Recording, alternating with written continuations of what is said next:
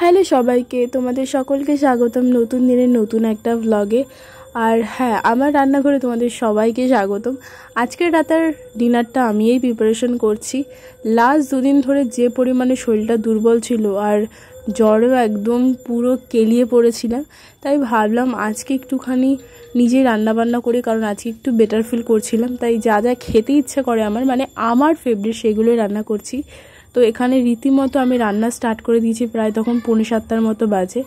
আর আমাদের বাড়ি কী বলো তো, রান্না করতে করতে 9টা, 9:30, কখনো 10টাও বেজে যায়। তাই ভাবলাম সন্ধ্যে রান্নাটা করে ফেলি। মারও আজকে তাহলে একটু হেডেকটা কমবে, আর নিজেরও যা যা ইচ্ছে করছে সেটা খাই। বেসিক্যালি আমি আলু সেদ্ধ আর ডাল সেদ্ধ খেতে খুব ভালোবাসি, আর সাথে যদি ডিম সেদ্ধ হয় তাহলে তো কোনো কথাই নেই। হ্যাঁ, সিম্পল আলু সেদ্ধ ভাত আমার বেশ ভালো লাগে।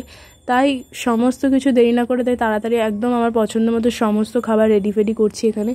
তাই আমি চালটা মেপে নিয়েছি, জানি না চালে হবে কিনা বা ভাত বেশি হবে কিনা, কারণ পাকামো করে করছি। মাকে না করেছি ফোন, না করেছি জিজ্ঞাসা। যাই হোক, আমি আন্দাজ মতো চাল নিয়ে তারপরে কলপারে চলে গেছি ধুতে।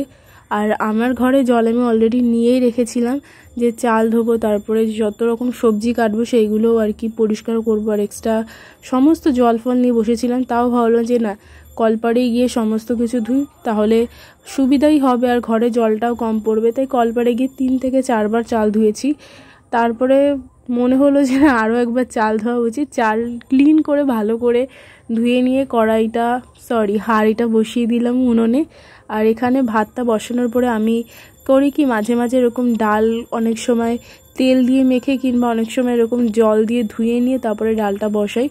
তো এক পাশে ভাত বসিয়ে দিয়েছি আর এক পাশে বসিয়েছি ডাল। আর তার মধ্যে আমি আলু ছুলে তারপরে আলুরও প্রিপারেশন করছিলাম, যেহেতু আলু সিদ্ধ দেবো।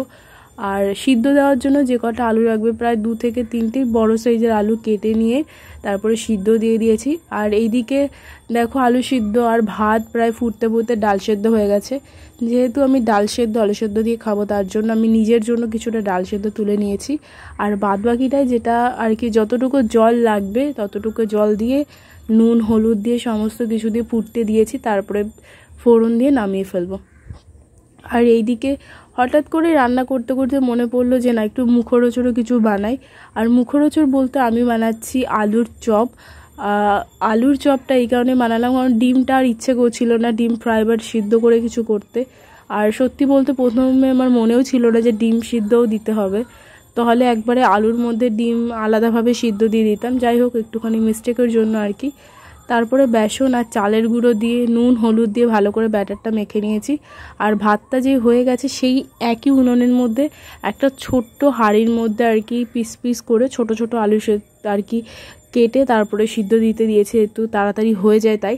তো এক পাশে ডাল হচ্ছিল আর এক পাশে আলু সেদ্ধ বসিয়ে দিয়েছি ওই তোমার আলু চপের জন্য। এদিকে ডাল পুরো হয়ে গেছে, আমি নামিয়ে নিয়েছি। আর এবার আলুর চপের জন্য প্রিপারেশনটা করব।